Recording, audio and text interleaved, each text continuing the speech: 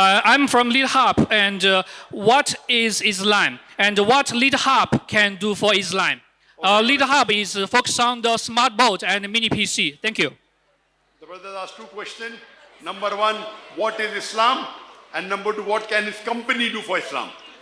Yes, thank you, Mr. As far as the first question is concerned, Islam comes from the root word salam, which means peace. It's also derived from the Arabic word silm, which means to submit your will to God. So Islam means peace acquired by submitting your will to God. Can the technician increase the volume, please? Can the audio technician increase the volume of it? Yes, Jazakallah. And even the monitor speaker, yes. Jazakallah. So Islam means peace acquired by submitting your will to Almighty God. And anyone who submits his will to Almighty God, he's called as a Muslim.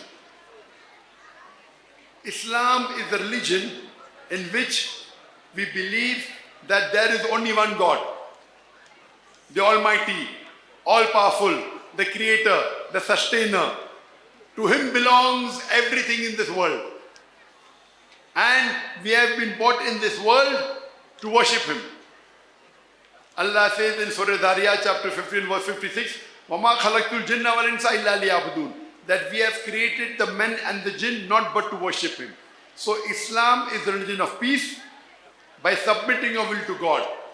And since God is our creator, He knows best what is good and what is bad for us. For example, when you buy a machine, along with the machine comes an instruction manual. Right or wrong? Yes, you're right. The more the complicated the machine, the more is the requirement of an instruction manual. Correct? Correct. So if you allow me to call the human being a machine, there is no more complicated machine than the human being. Do you agree? It's not a machine, but if you allow me to call it a machine, it is the most complicated machine on the face of the earth. Correct? You're right. Do you think it requires an instruction manual? The instruction manual of the human being, it is the glorious Quran. The glorious Quran, which is the last and final revelation of Almighty God, revealed to the last and final messenger, Prophet Muhammad, peace be upon him. This is the instruction manual for the human being, the do's and don'ts. How you should use the machine, what is good for the human being, what is bad for the human being, all this is mentioned. So our Creator, who has made us, has sent this through many messengers. The last and final messenger is Prophet Muhammad, peace be upon him. So we as human beings should know our Creator and should know what is good, what is bad for us. And anyone who follows the guidance of Almighty God and follows His instruction and submits his will and agrees there is one God and agreed Prophet Muhammad is the messenger of God, he is called as a Muslim. Brother, you said you don't belong to any religion. So do you believe there is God? From now on, I believe. You believe there is God? I believe God. Okay. Do you have some definition of God? I think the first one is about the population for human Islam, and you know the population they raised a lot, and also so for this one that many people they contracted the right direction to the God. So I also agree with you. Thank you. So which definition of God do you believe in? Because God is one, but different people have different definitions. Different people. Some people make idol of God. Do you agree God can have an idol? No, I only agree one. So we as Muslims do not believe that God can have an idol, because God has got no images. We believe that God is one. And the best definition in the Quran is Surah Ikhlas, chapter number 112, verse number 1 to 4, which says, Qul huwallahu ahad. Say is Allah one and only. Allahu samad, Allah the absolute eternal. Lam yalid wa lam yulad. He begets not, nor is he begotten. Wa lam yakul lahu kufuwan ahad. There's nothing like him. So this is a four-line definition of Almighty God, who we call as Allah. That is one. He's absolute and eternal. He begets not, nor is he begotten. That means he doesn't have father, doesn't have mother, doesn't have children.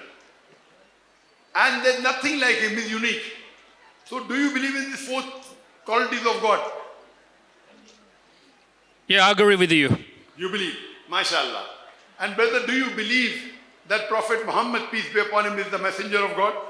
Yes. Mashallah. So, for any human being to accept Islam, there are two criteria required. Two criteria. Number one, believe that there is God. If anyone believes there's one God, he doesn't have image, he's not like a human being, he's all powerful. And secondly, if he believes that Prophet Muhammad is the messenger, he becomes a Muslim. Later on, the practices come, praying 5 times, fasting, all that is later on. But the minimum 2 criteria required for any human being to enter the fold of Islam, the religion of peace, is believe there is one God and no one is worthy of worship except him, and believe that Prophet Muhammad is the messenger of God. So do you believe in these 2 things? I agree. I believe. So do you want to accept Islam? Yes. Okay. You know, the brothers, they are very happy because we have about 2 billion people in the world. And here there are about maybe 15,000-20,000 Muslims. So when you say you became a Muslim, they want to welcome you to the fold of Islam. I will say the same thing what I said in English, I'll say in Arabic, you can repeat after me. Same thing what I explained in English, I say in Arabic, you can repeat it. Ashhadu, you can repeat what I'm saying in Arabic. Ashhadu, Ashhadu, Ashhadu Allah, Allah ilaha, ilaha illallah, illallah wa ashhadu, wa ashhadu anna, amma Muhammadan, Muhammad abduhu, abdu wa rusuluhu. wa rasuluh. MashaAllah, you have become a Muslim. Allah to enlighten you. I will just repeat the translation. I will repeat the translation, repeat in English. I bear witness. I bear witness I bear witness that that there is no God there is no God but Allah. but Allah, And I bear witness and I bear witness that Prophet Muhammad that Prophet Muhammad is is the messenger the messenger and servant and the servant of Allah. of Allah. MashaAllah. Mashallah. Congratulations, brother. I congratulate you for entering the fold of Islam. I would request the organizers if you can give him a copy. Okay. Takbir! Takbir! Takbir! All our Okay. brothers and sisters are happy.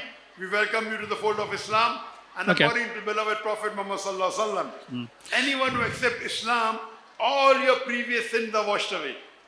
All the good deeds that you did are there. But whatever wrong you did is completely forgiven. And I pray to Allah subhanahu wa ta'ala to give you the best life in this world and the akhirah. Thank you. Regarding the second part of the question, Okay. what can you do for me? You have already done. I wanted you to accept Islam and you have done it. You have already accepted Islam. That's what would have made me the most happiest person.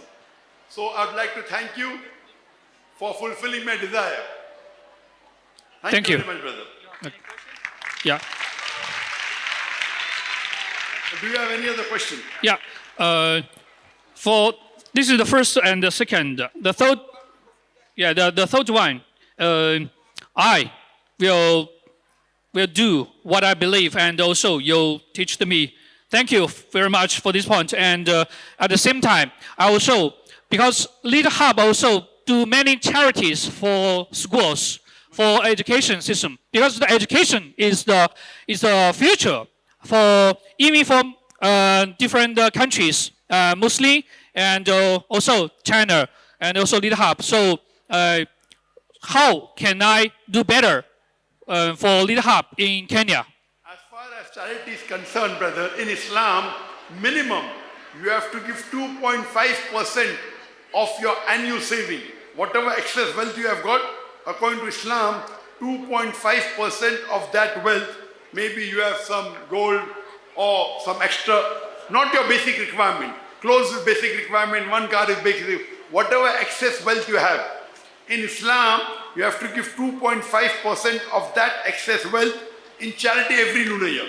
So maybe if you have $100,000 extra, a saving, not counting your house, not counting your clothes, not counting your requirement, whatever extra wealth you have, maybe you have kept in the bank, have cash in the hand, or in the form of jewelry, or in the form of investment, whatever excess wealth you have, including the stock of your company, 2.5% of that you should give in charity.